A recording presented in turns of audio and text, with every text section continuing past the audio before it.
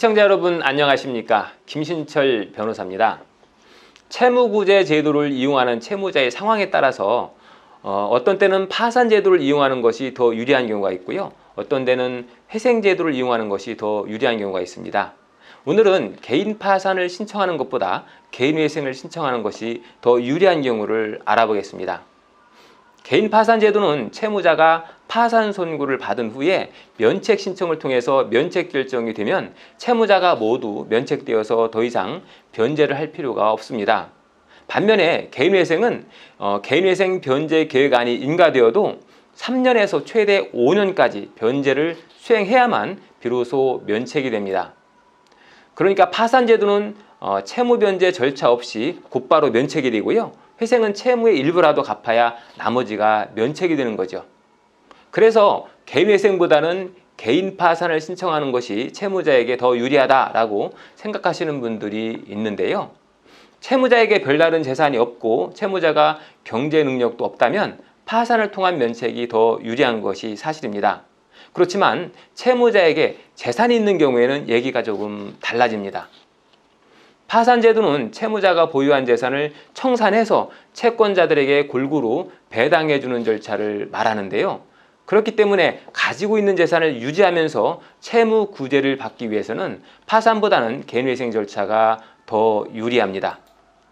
예를 한번 들어보겠습니다. 만약 채무자는 재산이 하나도 없지만 배우자 명의로 6천만 원 상당의 부동산이 있다면 이 채무자가 파산을 신청하는 경우에 어떻게 될까요? 채무자에게 재산이 없더라도 배우자에게 재산이 있는 경우에는 그 재산의 반을 채무자의 재산으로 간주해서 청산가치로 산정합니다. 그래서 이 경우 채무자의 청산가치는 배우자 재산 6천만 원의 절반인 3천만 원이 되는 거죠.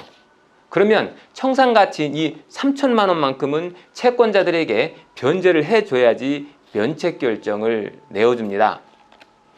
보통 개인 파산을 신청하면 파산관제인이 선임되는데요.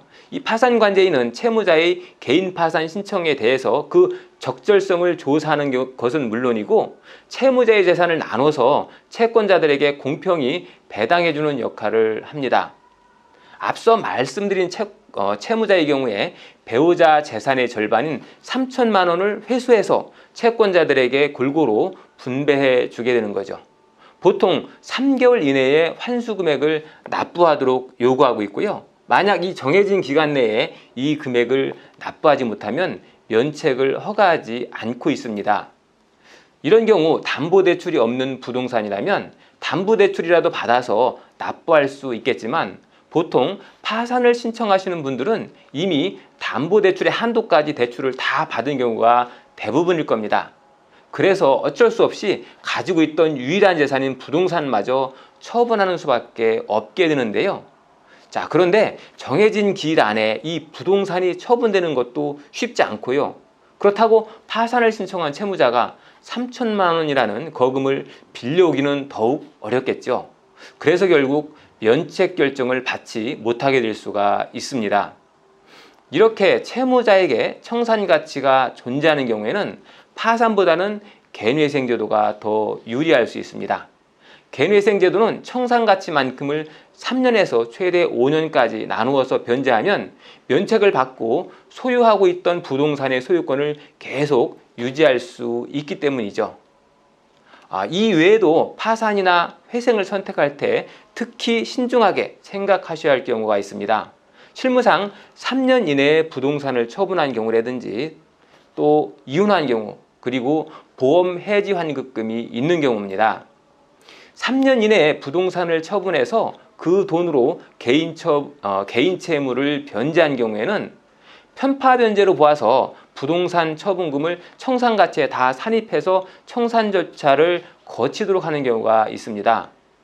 또 이혼을 했는데 재산 분할을 받지 않고 배우자에게 재산을 모두 양보한 경우가 있는데요. 이런 경우에도 자신의 권리를 악의적으로 포기한 것으로 보아서 재산 분할을 했다고 하면 받을 수 있었던 금액만큼을 청산가치에 반영시켜서 청산 절차를 거치게 하기도 합니다.